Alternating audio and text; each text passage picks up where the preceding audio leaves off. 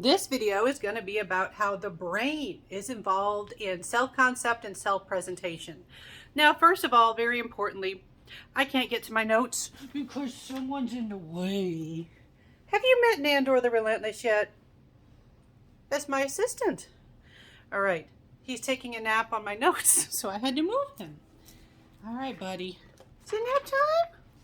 All right, so back to everybody loves a good kitten. I don't trust you if you don't like kittens interspersed into your teaching videos. So, brain damage. Well, I haven't got to the damage part yet. I just introduced the brain, but we get our evidence for how the brain might be involved in self-concept and self-presentation from people who've had certain types of brain damage and how their behavior changed. And so we are pretty sure that our concept of the self and the brain are interconnected. One bit of evidence is people with Alzheimer's disease. If you have heard of this, it's a type of dementia where you have cognitive decline.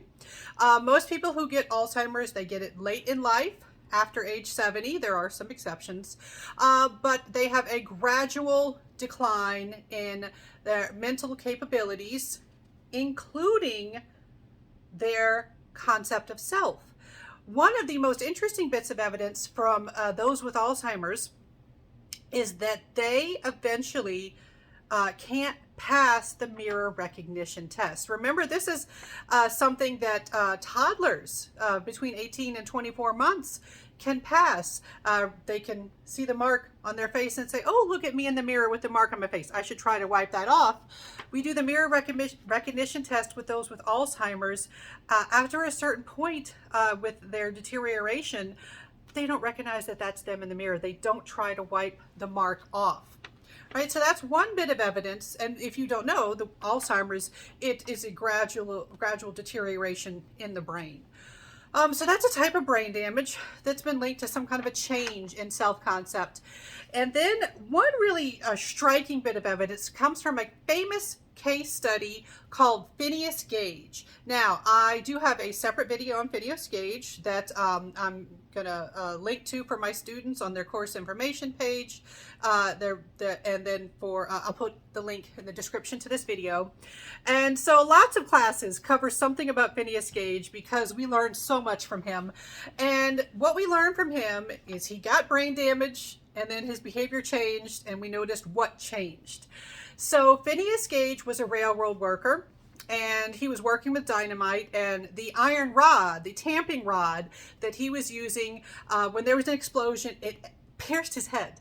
And a lot of people would die in that situation, but he did not die, but he did have damage to a certain part of the brain. Now, my students they're not going to get tested on the name of the part of the brain, but if you're curious, it's the prefrontal cortex, specifically the orbital prefrontal cortex. Orbit means eye socket. It actually went through his eye. I'm sorry if you are squeamish and this does upset you to hear it.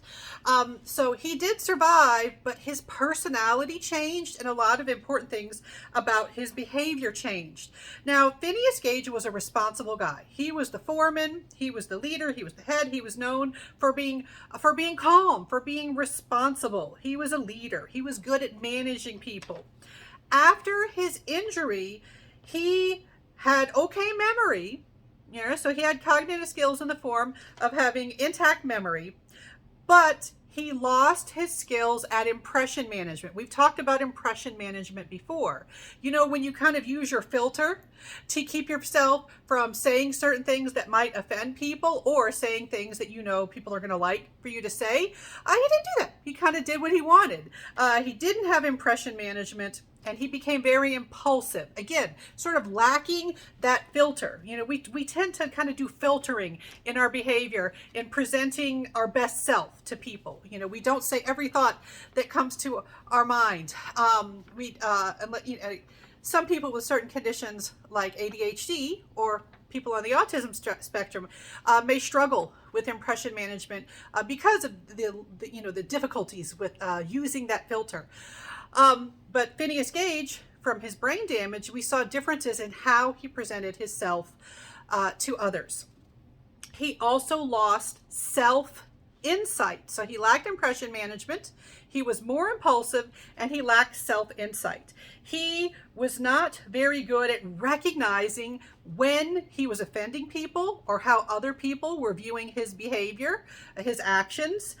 He wasn't very good at evaluating his own behavior. You know, he wasn't very good at recognizing how he was coming off. To quote my husband, when someone acts in a way that offends other people and they don't seem to realize they're offending other people, he says, he's one of those people that just doesn't realize the effect of their actions on others. They don't realize the effect they have on other people. Phineas Gage was exhibiting that type of behavior.